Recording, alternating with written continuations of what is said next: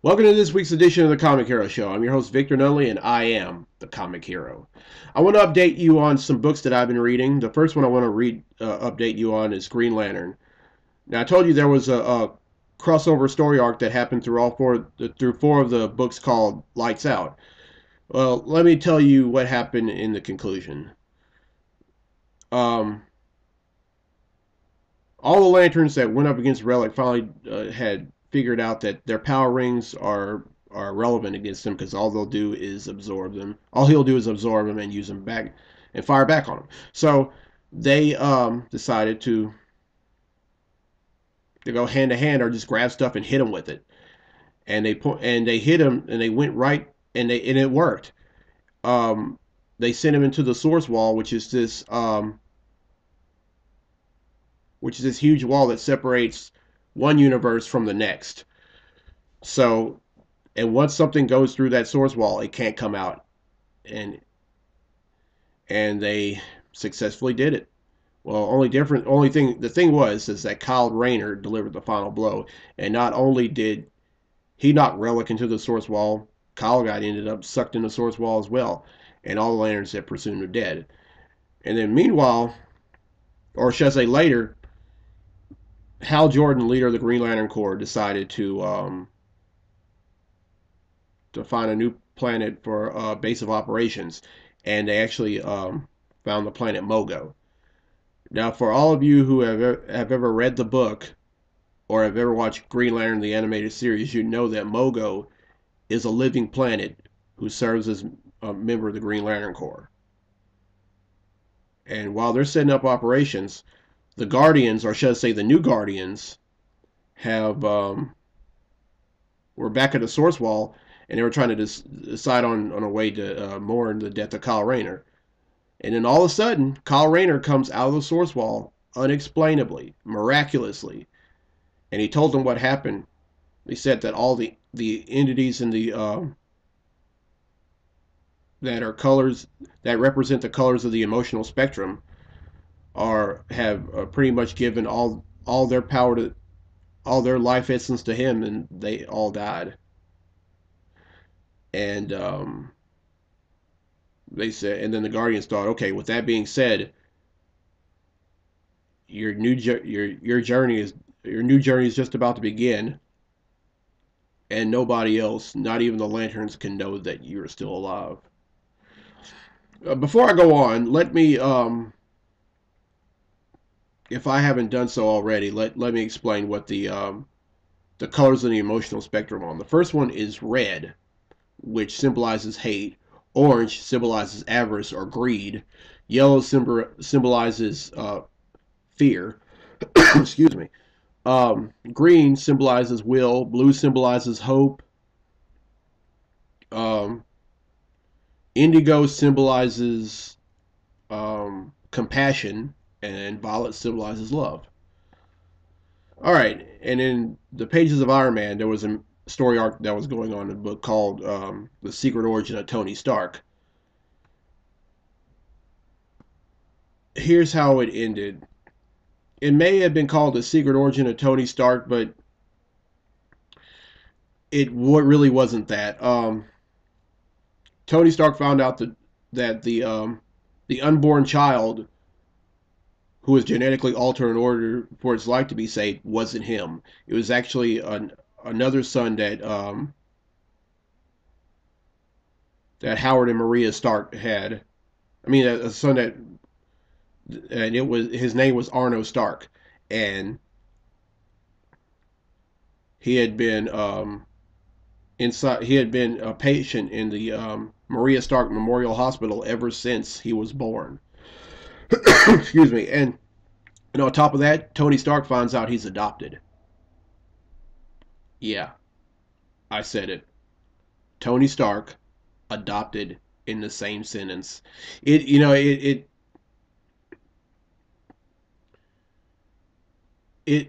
that surprised me. It still surprises me. I'm thinking, how in the world can Tony Stark be adopted? And who are his parents? Well, he hasn't found that out right away. But once I buy the book that where he finds out who his parents are, he starts to find out who his parents are, I'll let you know. Okay, I want to start a new segment today or this week. You know how I always talk about things outside of comics. Well,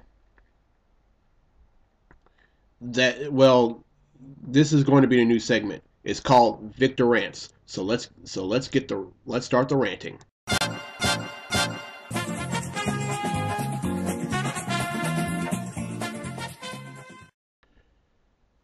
The first thing I want to rant about is Thor: The Dark World. I went to see it last Friday, and let me tell you, it's a great movie. I an argument can be made on whether it was better than the first one or not, but I think it was. There was quite a lot of humor in it, but it was a great movie nonetheless. I'll just say this much: it was more Thor and more Asgard,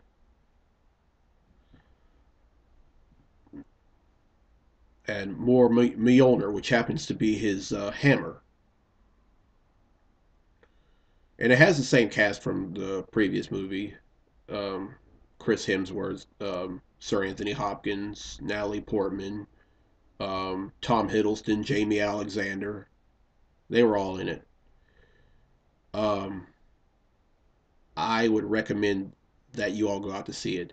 If you haven't seen it, you need to see it. And if you're not the movie going kind, wait till it comes out on DVD. Although you're going to have to wait a little longer because movies that come out to DVD typically don't come out for 5 months. So so it came out this month on November 8th. It's probably at this rate it's probably not going to come out until about April. Just saying. Okay, and the next thing I want to rant about is a very serious subject that still happens around here. Um, One of my friends from South Louisiana had sent me a text and told me that her dog was beaten to death. She still hasn't found out who did the deed, and the police aren't really cooperating. But let me tell you something. That kind of stuff is wrong. It is very wrong. You may not realize this, or you may not want to realize this, but killing a pet, whether it be a dog, whether it be a cat, whether it be a hamster, whether it be a guinea pig, whether it be a bunny, whether it be a horse, or even a mule, is wrong. And by doing that, you are simply committing murder. That's right, I said it. You're committing murder. Now you're probably thinking, Vic, why are you ranting about that? It's just a dog. Let me tell you something. Pets as well as dogs breathe the same air that we do, and they drink the same water as we do. So that being said, I believe that pets should have the same rights as human beings. Just because they have instincts that aren't really like ours, that does not mean that they should be treated like they shouldn't be around. And if you happen to be the person that did the deed and you're watching this right now, you need to get on your knees, make make peace with God, and then you need to go over her house and apologize to her and her family. Then you need to turn yourself in. Um, because I'm sorry, that's just one of those things that really angers me. I mean, I got upset when Michael Vick, what he did when he was in that dogfighting ring back when he played for the Falcons. He went to prison for that. And even though, he pretty much did time and vindicated himself, got back into the NFL, I lost respect for him a long time ago. I lost respect when he did it. And one thing about me, I will forgive somebody that does an awful deed, but I can't respect them anymore.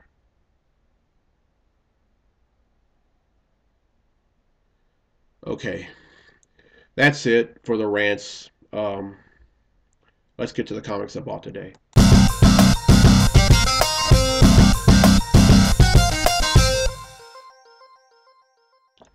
Up first is Batman number 25. It's a continuation of the 0 year story arc that started a few issues ago, and it's a retelling of Batman's origin according to the New 52 universe that DC Comics is in. And let me tell you, this is unlike any origin that I've ever read. This is even better than the Batman Begins origin. Up next, we have Flash number 24. This is the final story arc involving the Reverse Flash. Now, this Reverse Flash isn't the same as was in the previous DC universe. In the previous DC universe, there were two of them. The first one was Professor Yobert Thawne, who was from the 31st century. Then the second one was some guy named Hunter Zolomon, who happened to be, I think he was had something. I think he was a police officer for the Keystone City Police. But this one is just some regular guy who shows up out of nowhere and has power similar to the Flash. Only difference is he can't channel the Speed Force.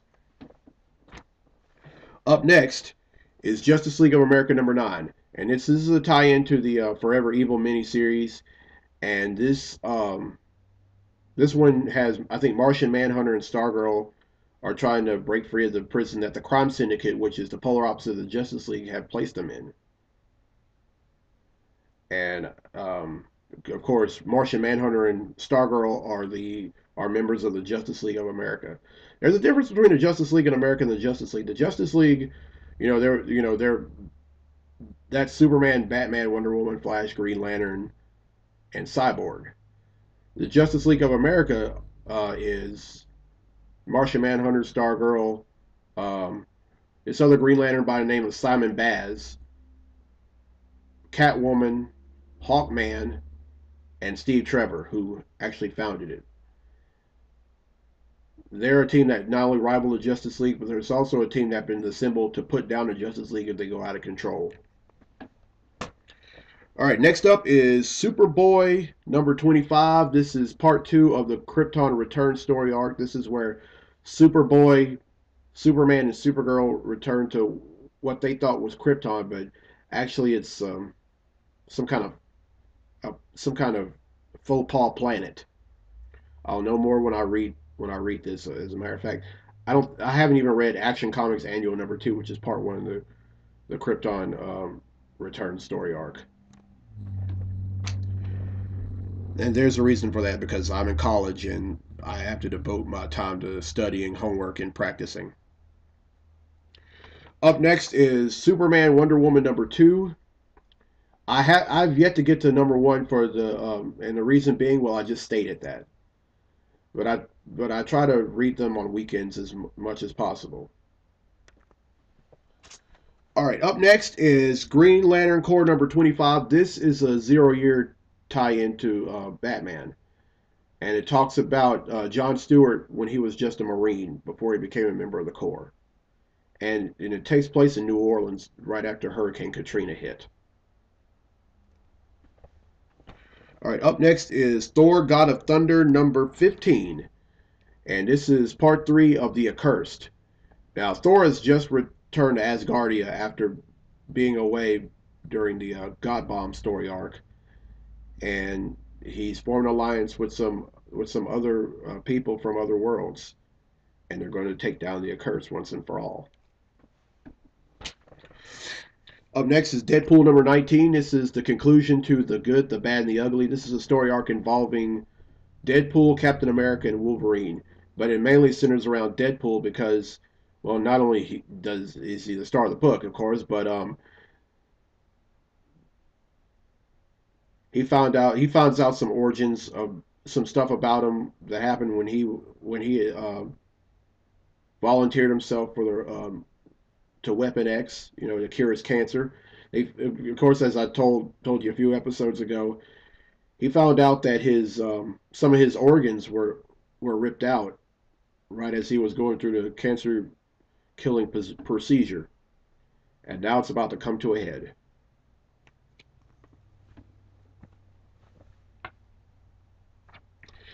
And up next is Superior Spider-Man number 21. I have no idea who this person is or what the story is about. As a matter of fact, I haven't read number 20. But as soon as I read it, I will let you know in a later episode.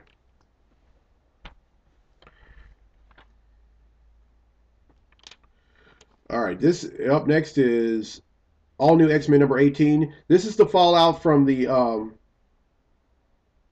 Battle of the Atom story arc, and let me tell you, there there were a lot of surprises in it. I'm kind of pressed for time here, but I'll let you know more in the next episode, which I have to tell you is going to be a great episode because today, as of today, with those 10 that I just bought, I now have 5,990 comics in my collection. Are you man enough, big and bad enough? Yeah. Now I'm only 10 away from 6,000, and and I have some ideas for next week's show. I have some in mind, but I'm not going to turn a deaf ear if any of you guys have any. If y'all have any for me at all, just let me know. I'll have all as always. I'll have my contact information and and the best way to tell me, just come up to me and tell me. Especially if you're watching this and you happen to be a student at ULM. Um, I feel blessed to get to this point, to get to 6,000 comics. A lot of folks, they look at how many comics I have, or they probably watch the show and thinking, no wonder he's still single.